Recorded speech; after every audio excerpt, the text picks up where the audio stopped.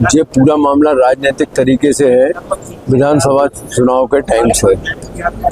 और जो भी स्थितियां रही हैं, इस व्यक्ति के खिलाफ मीडिया और सब लोगों ने बताया है कि ये झूठा मामला है और इसकी सच्चाई का पता लगा सकते हैं। इसमें शासन की योजना थी, वर्ष 18 में आई थी कि जो जमीन मतलब जो शासकीय जमीन है उसके अधिभोगी हैं उनको स्वामित्व के अधिकार दे दिए जाएं। उसके लिए पूरा कानून प्रावधान बताए हुए थे, जिसके तहत जिसका अधिभोग था उसकी जो भी भूमि के उपयोग की चीज़ थी उस पर पहले चूना डाला जाना था। उसके बाद हवाई सर्वे से जांच हुई थी। उसके बाद पटवारी तहसीलदार एसडीएम के द्वारा जांच की जानी थी और उसके बाद अगर कोई आपत्तियां थी तो उनका विचार करके कलेक्टर के द्वारा जांच सूची जारी की जानी थी।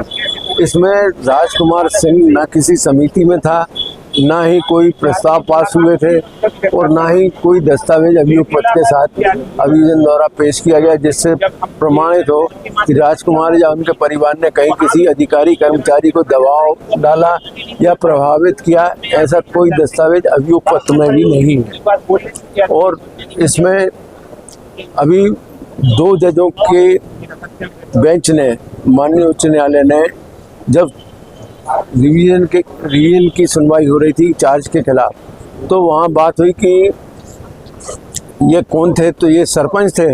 इनको कोई अधिकारी नहीं था ये स्वामित्व योजना में किसी तरीके के कोई दस्तावेज तैयार करने का या कोई ज़मीन किसी को आवंटित करने कराने का। तो उन्होंने कहा ये कार्रवाई कौन सी थी, किस तरीके से थी। तो पूरी सुनवाई के बाद अदालत ने ये निर्णय लिया था कि इस मामले में जो दस्तावेजों के आधार पर भू आवंटन या बाकी चीज़ें की गई हैं, तो इसमें तत्कालीन तहसीलदार और एसडीएम के खिलाफ धारा 319 दंड प्रक्रिया के तहत अगर आरोपी के द्वारा विचारणा न्यायालय में आवेदन दिया जाता है तो उन्हें आरोपी बनाने के लिए कार्रवाई की जा सकती है। आरोपी राजकुमार की ओर से विचारणा न्यायालय में धारा 319 का आवेदन प्रस्तुत किया जा चुका है, जिसमें अभी न्यायालय द्वारा निर्णय किया जाना बाकी है। लगातार देखा जा रहा है कि किसी तरीके से इसको जेल से बाहर नहीं निकल रहा है। हाँ, ये तो स्पष्ट, ये स्पष्ट है, पॉलिटिकल है।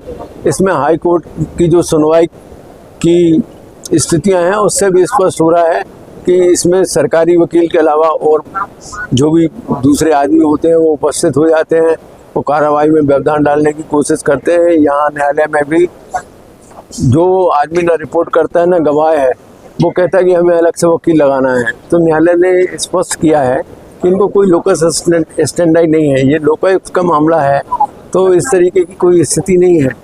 तो ये एक विशेष तरीके से वो स्थिति प्रकट हो रही है कि जिसमें लोकायुक्त के मामले में ये पहली बार देख रहे हैं कि लोकायुक्त के केस को दूसरे थाने की पुलिस के द्वारा वो किया जा रहा है। अगर जांच के प्रक्रम पे ये स्पष्ट हो रहा था कि ये मामला लोकायुक्त का है, तो मामला लोकायुक्त पुलिस को ट्रांसफर कर दिया जाना चाहिए था। ये कोई विशेष हित या प्रभाव के कारण उस तरीके से रखा गया है। और जो दोषी व्यक्ति हैं, इसमें दोषी व्यक्ति सभी राजस्व अधिकारी हैं जिनके द्वारा कार्रवाई की गई है, क्योंकि इसमें पंचायत कर्मियों को कोई अधिकार ही नहीं था किसी किस्म की कार्रवाई का। यह बात मैं कह रहा हूँ आपके सामने, पर इसके पहले मीडिया और सब लोगों ने कहा है। और अभियोग पत्र में भी ऐसा कोई दस्तावेज नहीं है कि ये दस्तावेज मिल जाए कि इसमें इन्होंने किसी तरीके की कार्रवाई करी है।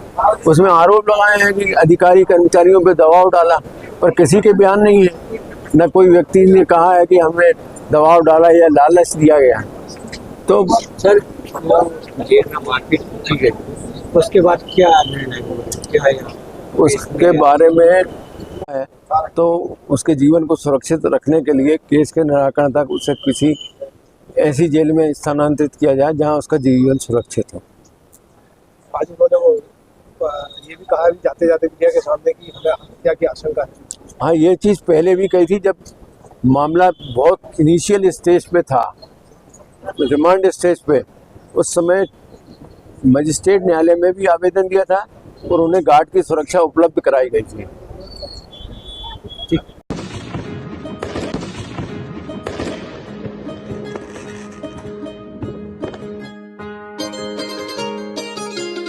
दिन भर हो गया आपको काम करते करते। आज त्योहार का दिन है, मुंह तो मीठा कर लो। ऐसे बात नहीं बनेगी। सेलिब्रेशन तो वैसा होना चाहिए जैसा पहली बार हुआ था। भोर भई है, प्रेम सवर चला, माही तेरे साथ ही मेरा ये सफर चला। गुजरे लम्हों को हम बटोर ले, रे माही चलो कुछ याद कर ले, चलो कुछ याद कर ले, त्योहार पे चलो कुछ याद कर ले, चलो कुछ याद कर ले माही, चलो कुछ याद कर ले, त्योहार पे चलो कुछ याद कर ले। वाह, वही ताजगी वही स्वाद। कुसुम, तुम्हारे हाथों में जादू है। जादू मेरे हाथों में नहीं, 287 मेरी चाय में है। एक ऐसा स्वाद जो हमेशा रहे याद। 287 मेरी चाय, तन मन जगाए बात बन जाए। शादी की ज्वेलरी लेनी है। हाँ, भरोसे वाले से लेंगे। पर दिया की पसंद भी जरूरी है और कीमत भी। प्योरिटी का सर्टिफिकेशन तो चाहिए ही। फैंसी ज्वेलर्स है ना, सोना चांदी और सर्टिफाइड डायमंड ज्वेलरी सभी एक ही जगह पर। प्योरिटी का सर्टिफिकेशन मम्मी के लिए, भरोसा और सही कीमत पापा के लिए, और लेटेस्ट डिजाइन मेरे लिए। सजना है मुझे, सजना के लिए, सजना है मुझे।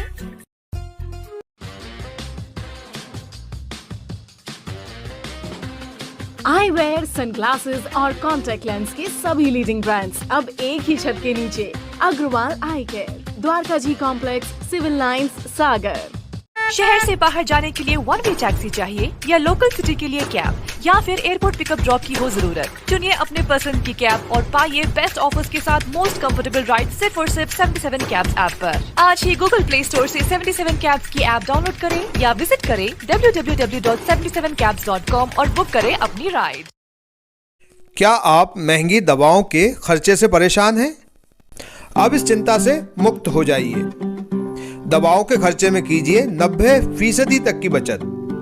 दवा इंडिया जेनेरिक फार्मेसी के साथ उच्च गुणवत्ता और कम कीमत दोनों एक साथ। 1500 से अधिक दवाइयां उपलब्ध, सभी उत्पाद FDA द्वारा प्रमाणित। हमारा पता है Dawa India generic pharmacy, Sugandha complex, Parkota, Sagar. शहर से बाहर जाने के लिए वन वे टैक्सी चाहिए या लोकल सिटी के लिए कैब या फिर एयरपोर्ट पिकअप ड्रॉप की हो जरूरत? चुनिए अपने पसंद की कैब और पाइए बेस्ट ऑफर्स के साथ मोस्ट कंफर्टेबल राइड सिर्फ और सिर्फ 77 कैब्स ऐप पर। आज ही गूगल प्ले स्टोर से 77 कैब्स की ऐप डाउनलोड करें या विजिट करें www.77cabs.com और बुक करें अपनी राइड। आइए दोस्तों, आज हम आपको ले चलते हैं सागर के सबसे बड़े इमिटेशन ज्वेलरी ब्रांड शोरूम यानी फैंसी ग्लैमर पर। हम सभी अलग अलग वैरायटीज की शानदार ज्वेलरी पहनते हैं और पहनना चाहते हैं, तो यहाँ पर आपको मिलेगी मल्टीपल डिजाइन और न्यू ट्रेड्स ज्वेलरी जैसे रजबाड़ी, सीजेड ज्वेलरी, कुंदन जड़ाऊ, स्टोन और सबसे बढ़िया तो है यहाँ पर ग्राम यानी गोल्ड प्लेटेड ज्वेलरी का कलेक्शन और रेट भी सबसे परफेक्ट। तो आज ही फैंसी ग्लैमर शोरूम विजिट कीजिए और अपनी पसंदीदा ज्वेलरी पीस को अपने घर ले आइए। पता है परकोटा, सागर। इसके अलावा फ्रेंड्स, यदि आप फैंसी ग्लैमर के लेटेस्ट अपडेट्स और ऑफर्स के बारे में रेगुलर अपडेट्स चाहते हैं तो आप इंस्टाग्राम पर फैंसी ग्लैमर शॉपिंग को भी फॉलो कर सकते हैं। तो हमारे साथ अमित भैया भी हैं जिन्होंने ये ब्रांड एस्टेब्लिश किया है और लगभग 22 सालों से इस बिजनेस में हैं। आप अपने परिवार के साथ फैंसी ग्लैमर शोरूम जरूर आइए और हमारा लेटेस्ट कलेक्शन देखिए।